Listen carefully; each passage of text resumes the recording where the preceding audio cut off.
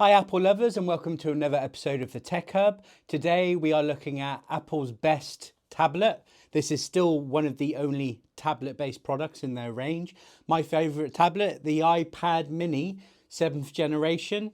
They call it the A17 Pro, but I'm calling it the 7th gen. So I'm going to give you my thoughts on it, an initial review, and how I've been using it. Let's start the episode.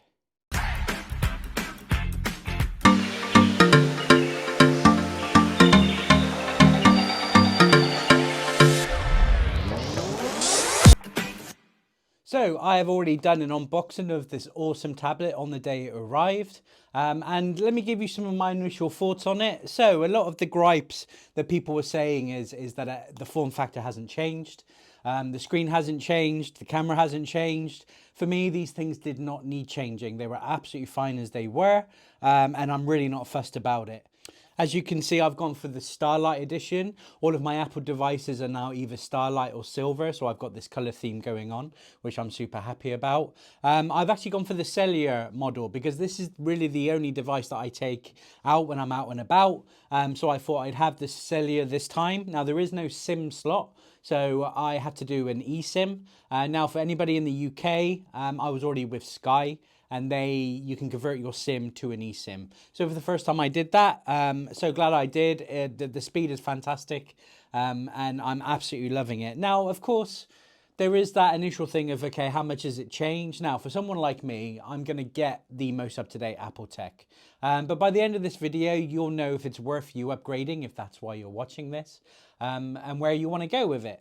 Another reason I upgrade regularly is because you keep the value of the device you're upgrading from, so you can get the most bang for your buck. I managed to sell my previous one, which was just the Wi-Fi model, in space grey for £300.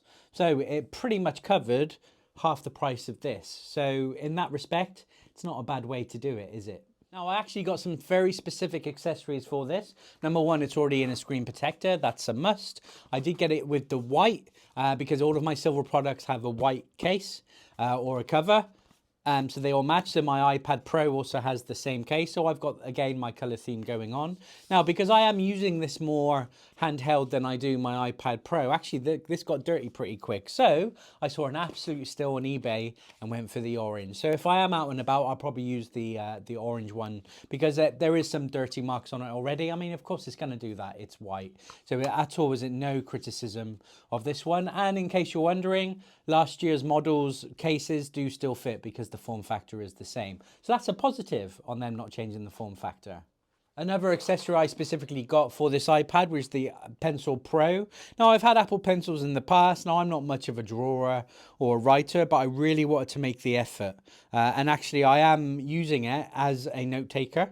And it's actually helped me improve my handwriting, not just with that AI feature in writing tools. But also, the other reason I wanted this was for the Apple Intelligence stuff. And even though in the UK, it's not come out yet, I have been running the beta 18.2, so I can test drive the Apple Intelligence stuff when it's released to the public, because actually all their new devices, they claim, are all built from the ground up for Apple Intelligence. So it's only fair to give it a go, isn't it? Now, another thing I wanted to do more this year on my iPad mini was gaming. I absolutely love gaming. I really do retro PC gaming, and mainly on my PS5. I play PS5 titles, but I really wanted to get him into more mobile gaming. And after doing my research, this Razer Kishi Ultra turns it pretty much into a PlayStation Portal, at least that's how it looks. I am probably going to do a separate video on this, so I'm not going to go into that much detail about this, but what this is essentially done. So what this has done is turned it into the ultimate gaming device. I've discovered lots of other things on other devices. Steam Link, who knew? This links up really well because I run the app on the iPad. This really lets me play all of my PC gaming, games like Grand Theft Auto 4 and Max Payne 3, which are two of my favorite all-time games. I can stream it from my PC on this. It's great. And anyway, I said I wasn't going to talk much about this and I'm blabbering on, but do look out for a future review on this device. It's totally epic. So with those specific accessories I got from this, I am gaming more. I'm using the pencil more. Of course, screen protector as well, which is a must from day one to protect any screen. And you forget it's there. to be honest with you. So that's my initial thoughts on this. Now let's look at the spec of this year's model. This new model is packing some serious power and great updates for all you tech enthusiasts and Apple fans out there. So let's get into the details. The iPad mini has always been known as the compact powerhouse of the iPad family. With this latest model featuring the A17 Pro, which is the same as last year's A15 Pro phones, Apple's made a few key upgrades that make it a versatile device for both casual and professional users.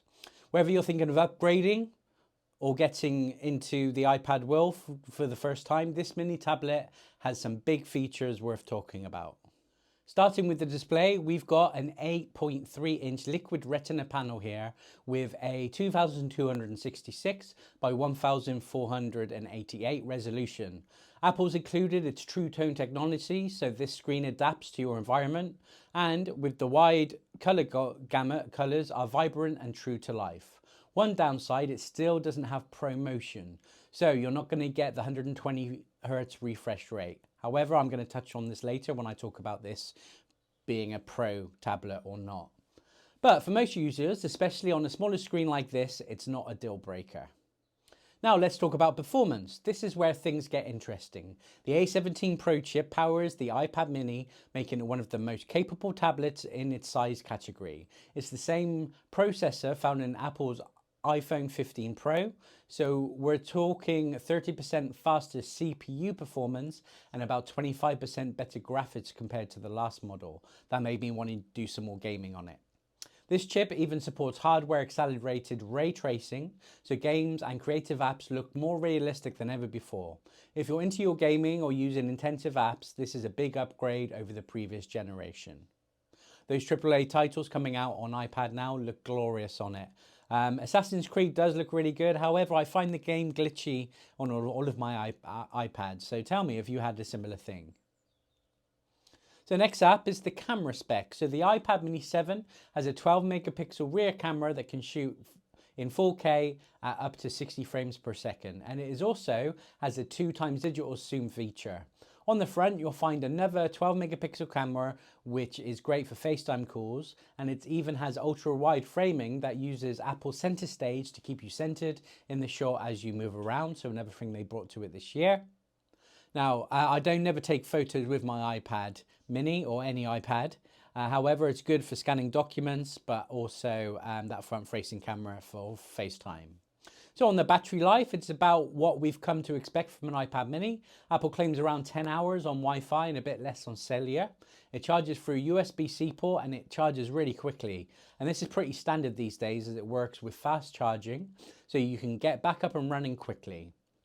And for all artists and note takers out there, it's compatible with the Apple Pencil Pro, which attaches magnetically, full charging on the side of the tablet. As for connectivity, Apple has upgraded this iPad mini with Wi-Fi 6E, which is faster and more secure, letting you use the 6 Hz band. And if you're going with the cellular model, it now uses eSIM, so no more physical SIM card slot. And I've seen a real difference with Wi-Fi 6. I have a Wi-Fi 6 mesh system, and I'm getting speeds of 800, 900 megabytes per second on my gig hardwired internet. So there is a big difference. To wrap things up, the iPad mini with the A17 Pro chip is shaping up to be a solid choice if you're looking for a compact tablet with big power. Whether you're using it for productivity, creativity, or just entertainment, this is a device that punches above its weight in nearly every category. However, if you're someone who needs 120 Hz refresh rate or a larger display, you might still consider one of the larger iPads. As for any differences, really, if you're thinking about upgrading from 6th to the 7th gen, let's look at the iPad comparisons to last year's model. Let's do a head-to-head comparison between the new iPad mini with the A17 Pro chip and its predecessor, the iPad mini 6th generation. Both are powerful, compact tablets, but the latest mini has some upgrades that might make it the right choice for you. So let's delve into what's new, what's different, and whether it's worth the upgrade. Now, I did have the 6th gen. I had Wi-Fi only, 64 gigabytes of RAM, 64 gigabytes hard drive capacity in space gray. Of course, the one thing I didn't say on the specs there was it starts at 128 gigs 256 gigs or 512 gigs are the storage options now. So baseline specs. So quick refresher for those who may not be familiar with the iPad 6th Gen Mini. It was released in 2021. The iPad Mini 6 was equipped with the A15 Bionic chip, so you're jumping up 2 generations.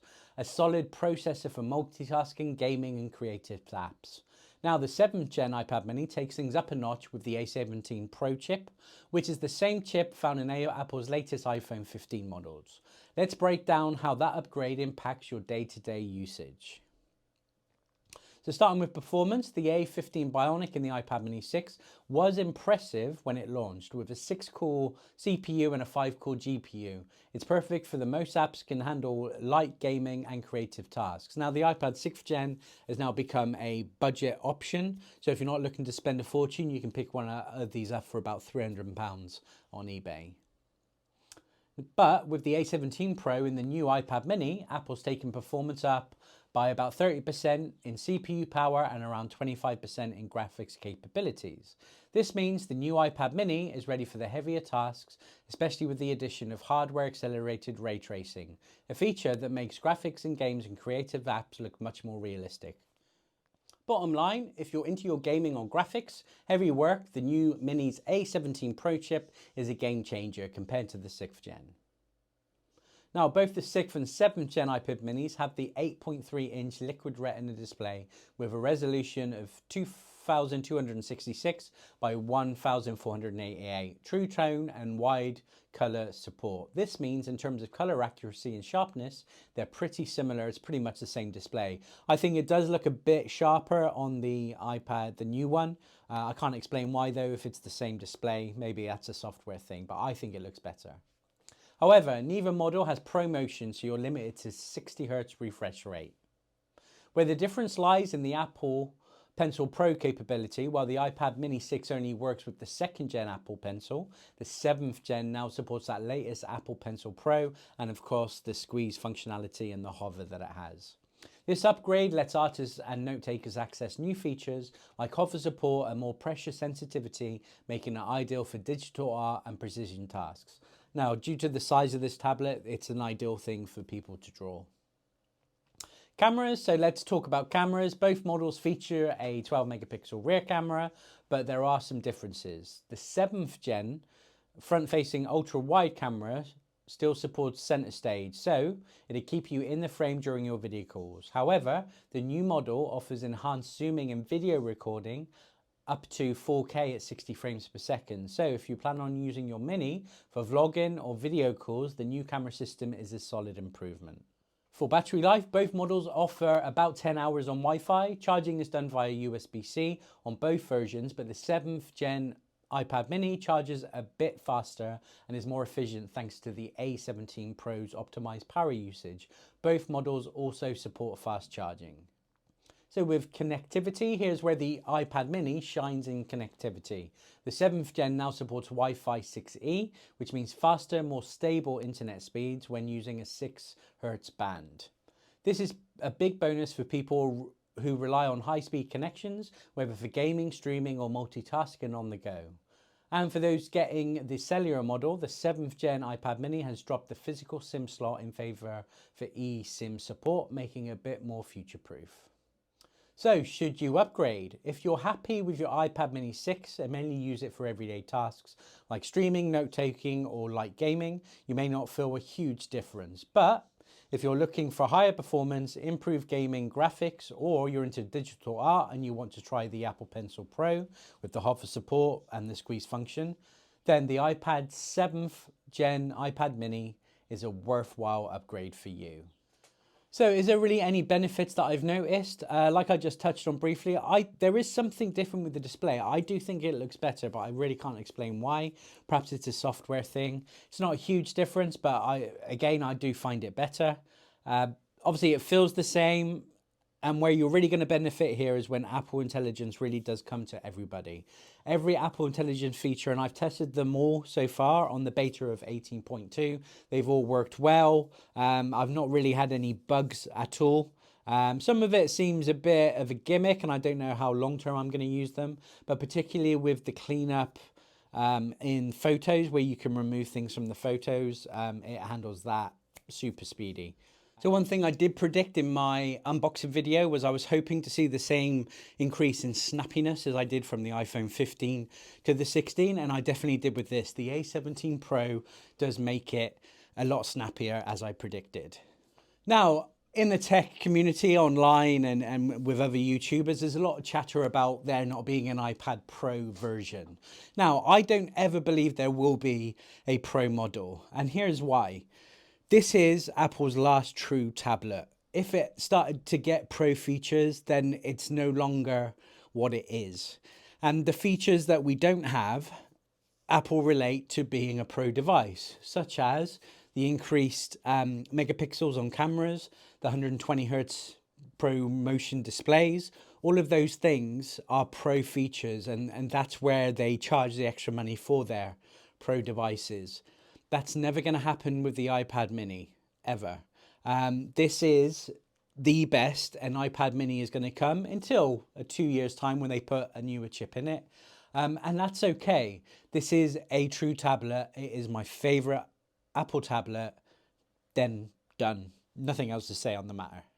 So thank you for watching this video. I hope you found it useful. Have you got an iPad mini 7th generation? Do you love it as much as I do? How are you getting on with it? Has this video helped you decide if you're going to bother getting it? Let me know in the comments below. Please like this video and subscribe to me. You can also follow me on Instagram and Threads at TechHubWilts UK, and I'll see you on the next episode.